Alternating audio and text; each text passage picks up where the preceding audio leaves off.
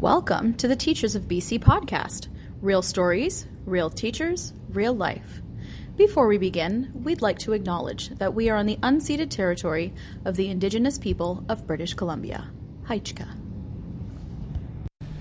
Hello and welcome to the Teachers of BC podcast. Today is our first round table episode. Woo-hoo. Woo! And we'll be talking about self-care, but I guess we should introduce ourselves so we know exactly who's talking. Mm-hmm. I am Sabrina Jordan. I'm Jess Sutlow. And I am Victoria Woelders. Welcome. So, we're talking about self-care today because I know for at least myself and Victoria, we've both been sick this week. I think, Jess, you've been on and off. Mm-hmm. And we were kind of discussing what does self-care actually look like for you in your own life? Maybe... Does anyone want to start? I can do for myself is on Tuesday I actually took a day off work. It was one of those things where Monday I wasn't feeling too great and I just had this feeling that it was going to get worse, and I'm so glad that I booked a substitute teacher. Not that I got one, but I did book one, and I took that day off, and I kind of had to deal with the guilt of that, which I know is a little bit hard. Because, you know, working with kids, especially in elementary school, you always want to be there for them and be their person. And it's so hard to take a day off because you're leaving the most detailed lesson plan of your life behind. But, for me, it was just taking that day off of rest and just, ignoring my phone, not looking at my emails, and just resting, drinking tea, lying on the couch, watching some Netflix, taking naps. That really helped me a lot this week. I think that people don't realize how all exhausting teaching can be. It's not just, intellectual exhaustion, emotional exhaustion. I think people also underestimate the physical exhaustion of it all, and just to have that time must have been really good for you on Tuesday. Yeah, because take your feet up, kick your feet up and just... Oh, definitely, because it's not just about your physical needs a lot of the time. I think for teachers in general, it's your mental health, of course, as well. Yeah. I think it's really important to know that we all have different boundaries, and it's really important to reflect on those boundaries. So it's easy for us to say, oh, just be mindful, but practicing just deep breathing, slow walking, slow talking, and processing information, I think is a huge part of the self-care piece, at least for me. And so I think we often want to get everything done right away, but in reality, that leads to burnout. And I think we all have to come to a place in our lives where we recognize what is the most important thing. And, some of the most important things for us is our own health, is our own family. And we strive so much for a better classroom and a better way of assessing or a better way of delivering curriculum. But is it at an expense to your own self-care? Is it at the expense of your health? And just being aware of your body and your tightness in your body is a huge piece of being able to say, hey, I'm feeling tightness in my forehead. I need to stop, or I need to slow down, or I need to talk slower. And even just that piece of turning off the devices, I think, are an important part too. Yeah, I can totally see that.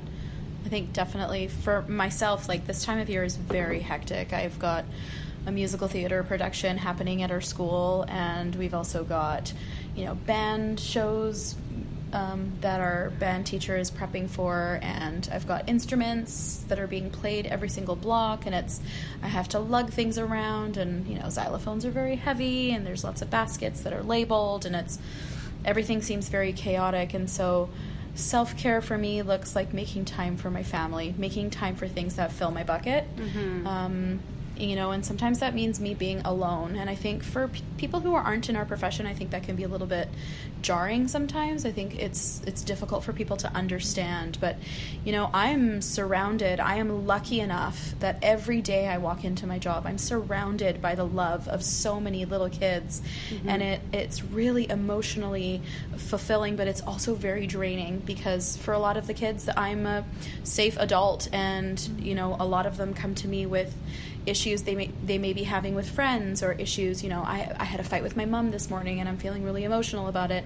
Can I give you a hug? And I love it, and I don't want to change it, but I also sometimes feel like just locking myself in a broom closet, just even for 10 minutes, just so that I can hear myself think my own thoughts about my own stuff. And so often it means being by myself, and I think that was difficult for my husband to understand at first.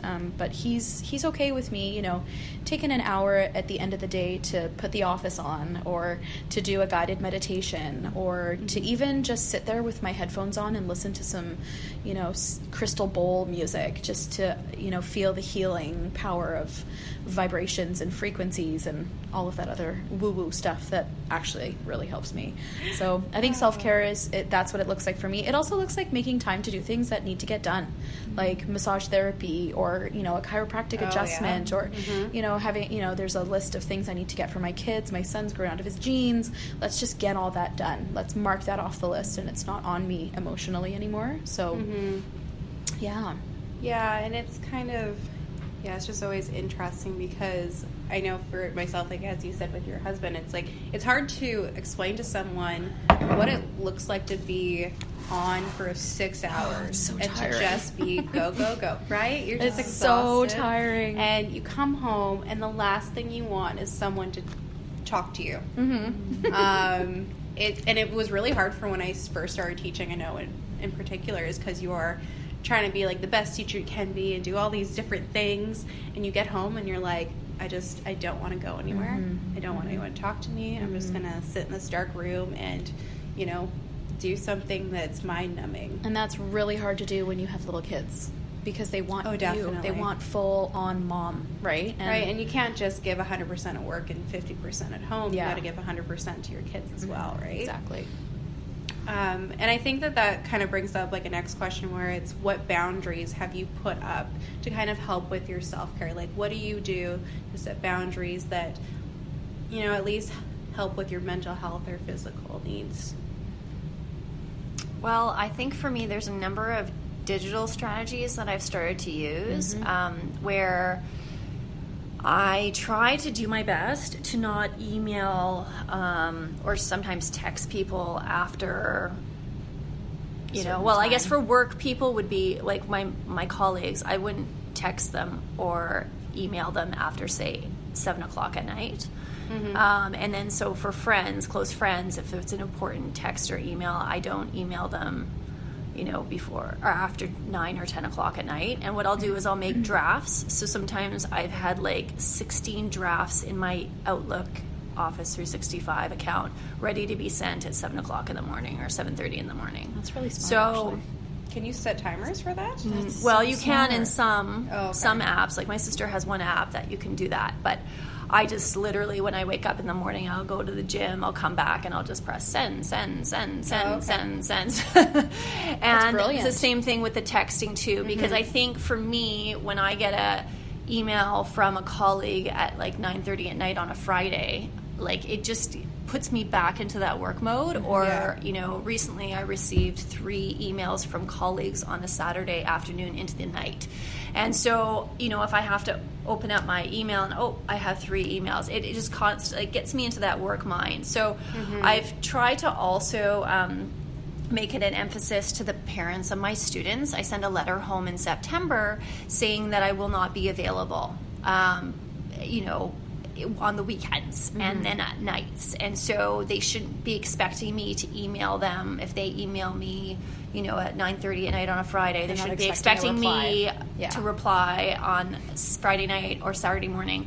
This is my weekend, and so it's it's basically a boundary for me digitally. And I find that that's really helped me, and it's helped me get a little organized, because sometimes when I save things to drafts, what'll happen is that night or in the next morning I'll be like, oh, I really should word it this way. And so it's allowed me to kind of have that mindful process for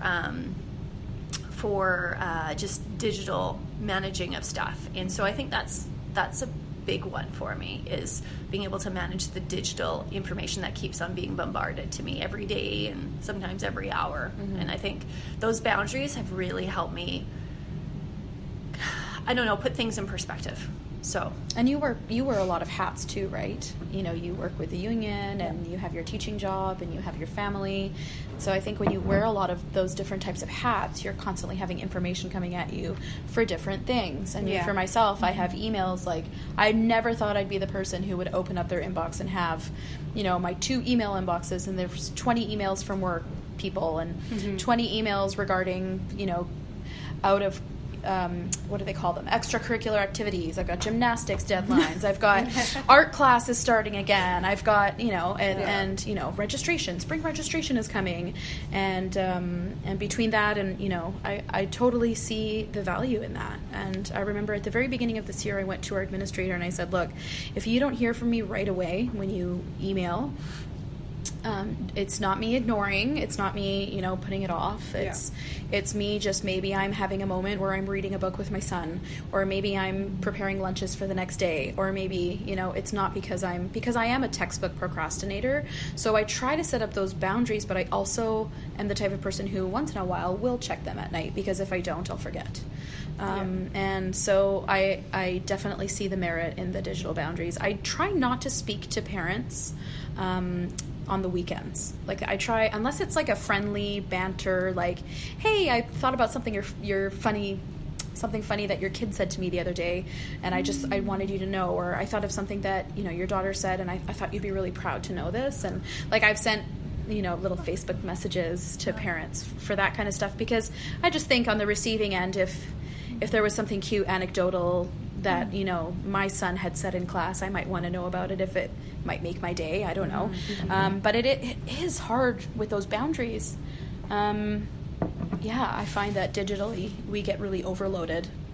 Overloaded. And now we're so accessible, right? Like, before, checking your email is, you'd have to, you know, go into work, you log into your, like, desktop computer, and that's how you pull up your this email. was not a thing when we were kids. No. We did not have emailing. Our parents did not email our teachers.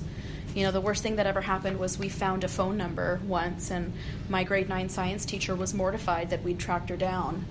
But, you know, I was leaving on a trip, and I had to hand in a project, and I wanted to be responsible with it. So we found her number, and we tracked her down, and she was just livid that we'd found her phone number. Right.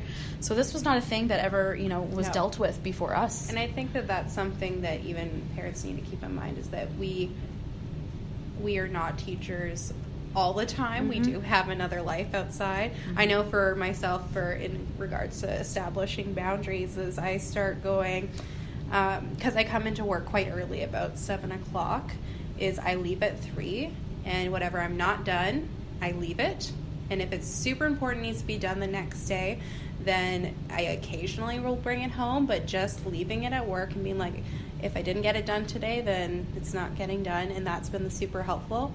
I mean, I will make, like, you know, for report cards and things, I'll make some kind of, you know, I'll be like, okay, I do need to bring this home, because, you know, we definitely do not get enough time with... But it's not an everyday occurrence. Yeah, exactly. Yeah. It's, you know, the 3 times a year. Like, I'll make an exception, but I found that super helpful, because that way when I'm home, I'm with my husband and my family, and I'm spending time with him, because the thing is, it's like, it's so easy to kind of like, oh, I just need to mark these couple things. You put in your bag, you bring it to home. It's a never-ending bag. Exactly. And, you know, your back hurts because you've been carrying it around, and you're like, I just got to mark these. But I think it's just, that's where you use your prep time effectively. You close the door, you don't talk to colleagues. Or even block off, like, some time to do it. Yeah, like, right? block a time. But I think just, you know, go home and be home, be present is a big thing, right? Definitely. And that's been... Do you have anything that you guys find that you do that's not school related that just brings you, like, so much joy and you feel so fulfilled after you do it? I'm really into journaling lately. That's been really helpful for me, and I like bullet journaling in particular, so I love creating lists and I love ticking things off. Makes me feel very productive. I love your lists. And it's just like, They're it's just always my so nice. sense of joy.